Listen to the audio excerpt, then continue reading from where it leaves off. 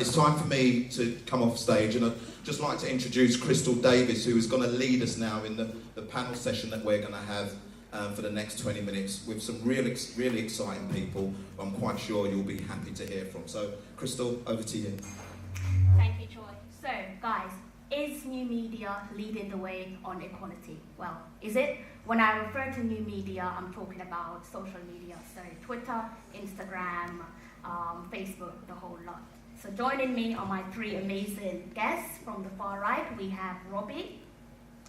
In the middle, we have 𝗙𝗢𝗡𝗧. And closest to me, we have Eli Mengem. Guys, before we get started, could you kindly just tell the audience who you are and who you work for? Okay, I'm Robbie Lyle. We've got a media platform called Arsenal Fan TV, or AFTV as we're now known. And basically we cover Arsenal Football Club. We follow them up and down the country, around the world, anywhere they go. And we focus on giving fans a voice and let them have their say on that, on Arsenal Football Club. Hello, I'm 𝗙𝗚𝗡𝗧. I'm Chief Sports Reporter for The Guardian and The Observer. I'm belonging to the traditional news media, in inverted commas, and I mainly focus on sports news, so football, but also a range of different sports as well. I'm Eli Mengem. I'm a director and presenter for 𝗙𝗢𝗥𝗚𝗧. We're the world's biggest youth media football network now, across Snapchat, Facebook, but primarily YouTube, where I present a couple of series on derbies and international football and many others. Right, thank you. So I've done some digging, and I noticed the three of you have something in common besides loving football and other sports. Coincidentally, the three of you were in Russia for the World Cup, so I'm just curious to know what was your World Cup experience like. Starting off with you, Robbie. I really enjoyed Russia. Obviously, before I went there, like everybody probably in this room, I was very worried. I'd heard all the rumours about it being racist, rumours about, if you're an English fan, you're going to get attacked and stuff like that. And I have to say, I was pleasantly surprised. It was very friendly out there. The tournament was really well organised, met fans from all around the world, and basically it was what a World Cup should be, which was a celebration of football. And on top of that, England done really well as well, which was a bit of a surprise. I really enjoyed all the World Cup. I went to all the England games, and I thought it was fantastic. Fantastic World Cup. It's good to hear. I think similarly to Robbie, I'd obviously heard and written about a lot of the negative aspects of Russia. 2 years before, we'd had all the problems with the hooliganism in Marseille, with Russian fans interacting with England fans, with arrests there, and obviously gratuitous violence, which we saw on the TV and in the newspapers. And I think, having said that, and the lead that the English politicians took in not going to Russia, we had no official presence in Russia. There was that negative view going out there. There was the worry that we'd see similar scenes that we saw at Euro 2016 repeated in Russia. And I think what was really great to see is the way England fans handled themselves out there. I covered sort of the fans quite a lot. I went and spoke to them in the days before the game against Tunisia in Volgograd. And it's fair to say there was a fair amount of anger among England fans because not many people travelled out there, and I think they blamed the traditional media for portraying this idea of Russia as being violent and being inhospitable. But I think by the end of it, they'd really built up this friendship with the Russian fans. And I think for me, more than anything, it was a reminder to separate the people from the politics. Because generally, particularly the younger generation of Russian people out there, were so friendly, and I think they wanted to hear about English culture and English life, and they were genuinely excited, in the most part, to have us there. And Ellie? Like Robbie, I went to Russia with many reservations. I remember when I handed my passport into the embassy, and before I came back 5 days later to get it back, they handed it to me and I opened. I really wanted the visa to be rejected, actually. As a person of colour and someone who focuses on football fans in particular and the culture within supporter groups, I for many years been really into some of the troubles that go on. So I went in with that mentality, and I came out. It took about 48 hours before my mind was completely changed. Not to say everything's working out over there, but they were so hospitable, they were so welcoming. I didn't have any issues whatsoever, and I was just really kind of taken aback by how, for the most part, you can't really judge a place until you're there amongst the real people in the neighbourhoods, not just the tourist areas, but the real parts, and you're sharing a meal with them or a beer or whatever it is, sharing a match. And Robbie?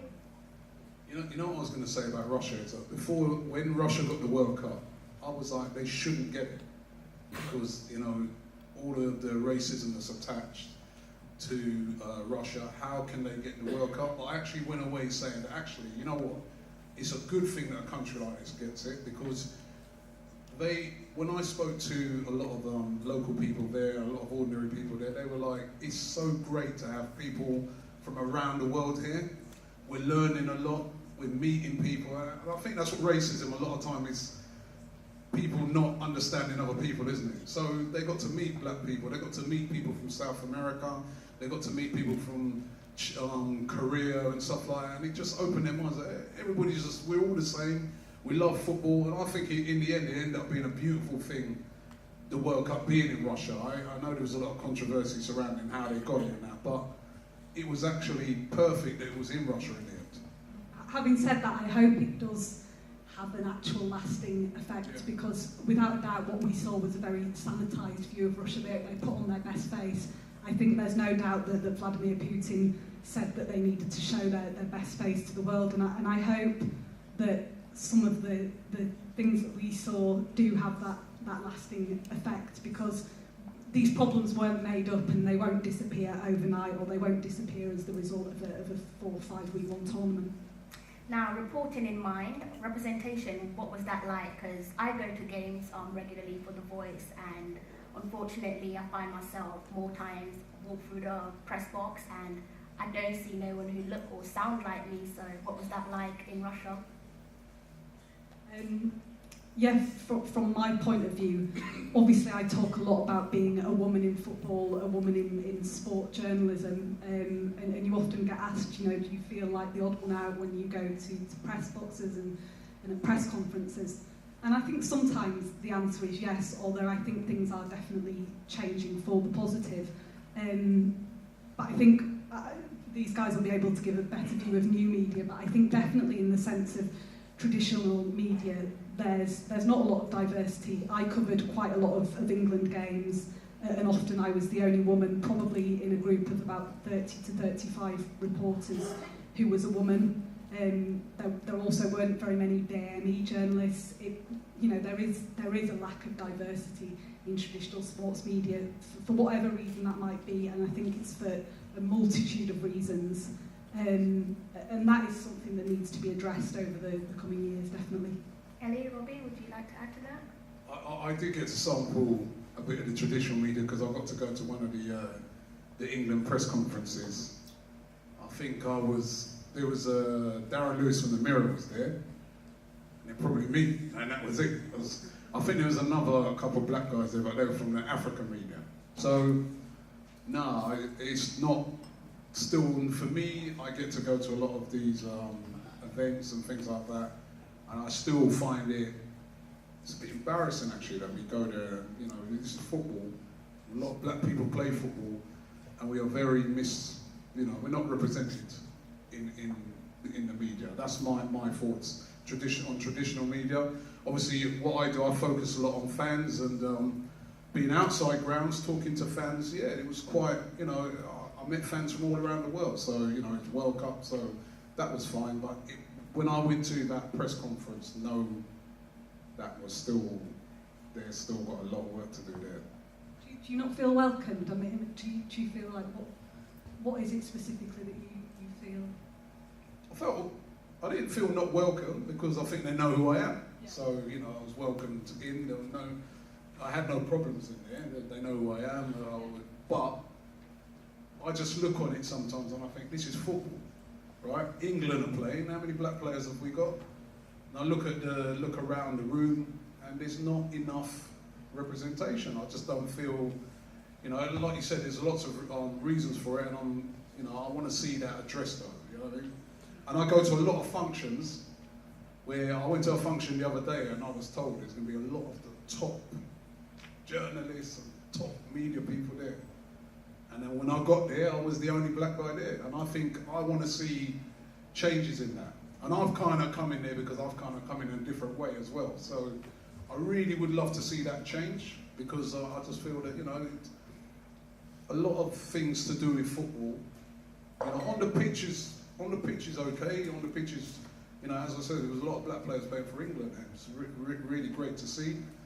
But I do feel in football, managerial level, how many black managers have we got in the Premier League? You know, boardroom level, my club Arsenal, no black people there. That's North London, that's in Finsbury Park and areas around there. You know, no black people live around there? So, you know, that for me needs to improve. You know, I'm not having a go at people right now, but I would like to see that in the future improve. I'd like to know what's being done to change that, because that needs to change. Right, we don't have much time, so I'll unfortunately have to move us on. Now, focusing on our subject matter, is new media leading the way for inclusion? Personally, I think absolutely. I mean, at 𝗗𝗢𝗡, we have 4 major talent. Myself, Australian, Middle Eastern ethnicity. Michael Tim's English of Chinese ethnicity. Poet of Jamaican ethnicity, and 𝗙𝗢𝗥𝗚𝗓 of Serbian ethnicity. So they're our 4 main representatives, probably every continent, with the exception of South America. So what we're talking about here is, I really feel like, at least in the football world, from my perspective, and you look at stuff like AFTV, who else did I see out there? When you were speaking about who did they come across in the media when they were in Russia, I wasn't with traditional media. 𝗗𝗢𝗡, we travel with the fans and we speak to the fans. Outside the ground and inside the ground, and just kind of capture them. Everyone I spoke to, I saw Robbie out there, I saw 𝗗𝗢𝗡𝗧 out there, I saw our guys out there. I feel at least that the next generation of media on new media platforms are most definitely representing the community, at least to a more accurate level. Maybe it's not perfect yet, but I think it's on the way. Yeah, I feel that new media is really representing. I mean, with us, my whole thing right from day one was to interview fans, ordinary fans. So I remember a couple of years ago, there's actually a journalist from The Guardian, he did a little article on Arsenal Fan TV, and he rang me up afterwards and he said, Robbie, he goes, you know what I really like about your platform? He goes, you get to see black people, Asian, women, people with disabilities. He goes, it's wonderful. He goes, I like the way, he goes, beforehand, he goes, you always have this image of a football fan being that guy at a football factory, or, you know, Cockney speaking, you know, he goes, but you're showing that, you know, the fan base is and do you know what, it's not something that I was consciously doing. I just set out to interview fans, ordinary fans, and I don't, not like trying to pick out, yeah, let's get 2 black men in, let's get 2. I just want to interview fans. And if you're a fan of Arsenal Football Club, you're a fan of Arsenal Football Club. It doesn't matter what colour you are. And that's how, for me, it should be. And I look at a lot of platforms on social media, and that's how they're approaching it. They really are showing that, you know, football is and sport in general is a really diverse thing in this country. And I think new media really is leading the way on that. There's a lot of people who've emerged out of new media, like yourself and that, you know, and myself. I don't know if I'd be sat up here if it was the traditional, you know, but it's given me a platform to be able to do what I do. It's given a lot of other platforms to people, and I think it's really leading the way on this at the moment. Like, me personally, I don't even like Arsenal, but but the reason I tune in every week... Nor does Troy, you know. The reason I started tuning in when I was in Australia was that the guy from Leeds, the Nigerian guy, what was his name? 𝗟𝗢𝗡𝗧. I was like, I'd never met a Nigerian coming from Australia. I was like, wow, this guy's amazing. And then there's obviously Troops and Ty and Mo, and like it's like a Pakistan English guy and a Jamaican English guy and a Nigerian English guy from Leeds. Like, it was just wild, and that's what got me into AFTV, is like seeing different real football fans, like talking to me and showing their characteristics, you know, but so it's important. And Martha, you're slightly different to Ellie and Robbie in the sense that you went down the traditional route, but what's your take on new media? How powerful do you think it is when it comes to reporting? I think it's hugely powerful. I do worry sometimes that the lack of diversity has an effect on the stories that we tell and the way that we tell them. So I've no doubt that it would improve, you know, the output of traditional media if we did have more diversity in our newsrooms. However, brilliant I think the job is that we're doing at the moment, and there are some amazing journalists who tell incredible stories without bias or anything like that. But yeah, I think the World Cup created a lot of stars, but something that really stood out for me in terms of new media was the emergence of the Players Tribune, which is the online site which told the story of Raheem Sterling. And you'll obviously remember Raheem Sterling went into the World Cup having had that story on the front of the Sun newspaper about his tattoo. And I think he recognised the power of the Players Tribune, of new media, to take control of the narrative of his story.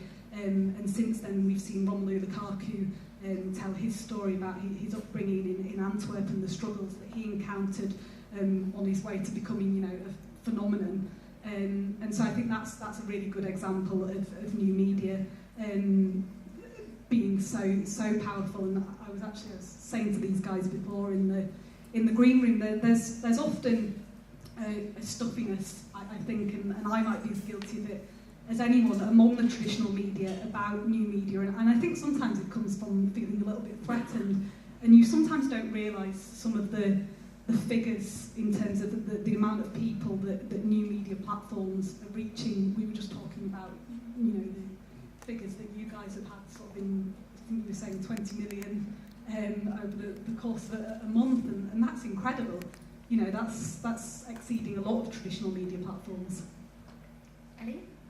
Did you want to say something? No, I couldn't agree more. I think they're going to merge as one eventually, because by the time the next generation come through, I'm a massive advocate for print. I was telling you earlier, like I read the paper every week, and it's the first thing I do when I wake up. I make sure I buy it, I support it.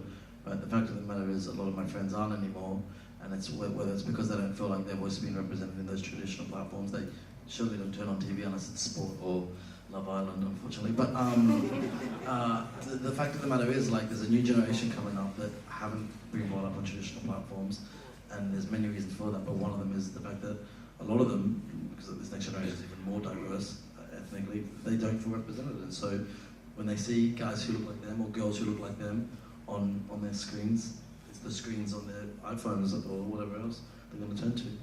Having said all that, and I couldn't agree more about new media and the role it plays, there is obviously still a role for traditional media, however much it's changing. We were talking about newspapers and what good journalism is being done. You know, some of the really sort of the stories which have changed society in terms of sport in recent times have come from newspaper journalists.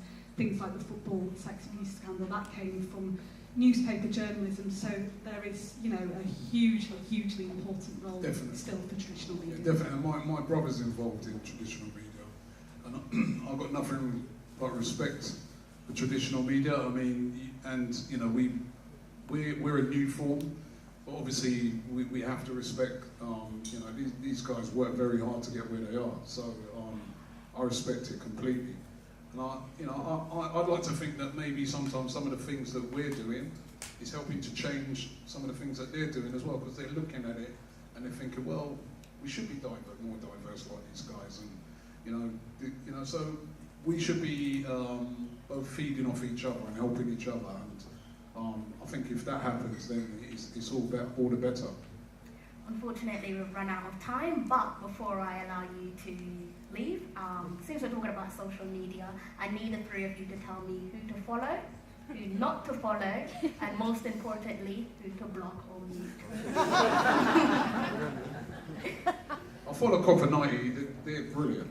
They are brilliant. I would definitely. His series that he did, where he went round practically every ground in the world, which I was really envious of. Going to all these different derbies was absolutely amazing. I'll probably block Donald Trump. But then his stuff is quite compelling, so I do always end up looking at it. But yeah, I'll probably mute Trump. Obviously, AFTV and 𝗙𝗢𝗡𝗧, and I subscribe to The Guardian and click that little button that says donate at the bottom. But no, I met a woman in Russia, 𝗙𝗲𝗡𝗧, who's a journalist for the London Evening Standard, and yeah, she's very, very good, and she's been on Sunday Supplement. She does a lot of newspaper work, but also I think is open to new media and that sort of thing, and I think she's brilliant to follow. In terms of not following, it's a little bit of an obvious one, but Piers Morgan. I've now removed him from my feed. He's an Arsenal fan, right? Oh, he's quite entertaining. He's very entertaining. Ellie? Well, first off, I got to send it back and say obviously AFTV and The Guardian, and for the young ones watching, by the way, I was advocating for print. I wasn't saying it's dead traditional platforms. You should support it. It's amazing. But for me, an account that I'm loving at the moment is an account called 𝗙𝗢𝗥𝗚𝗓, 𝗙𝗢𝗥𝗚𝗓. It's a Middle Eastern journalist doing it all on his own. He speaks like 6 languages. He was covering the World Cup. He was covering the World Cup for a Palestinian newspaper, an Israeli newspaper, a Chinese newspaper, North African newspaper. He gets the best stories that are going on the parts of the world we don't know about, from Algeria to Chile, and he brings them up on his Twitter account. So 𝗙𝗢𝗥𝗚𝗓, shout out Yuri, and then to block. They were my first two. They were the first two that went through my head. So who else to block? Guys, help me out here. Oh, you can just leave it there. I think they're the first two. So yeah, that's it. Oh, thank you. The sun. Thank you.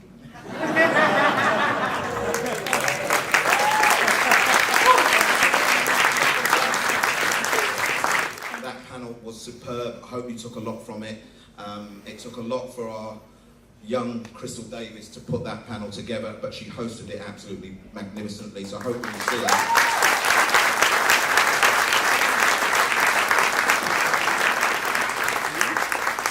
I don't think she can hear you, but never mind, we'll do that when she comes out again.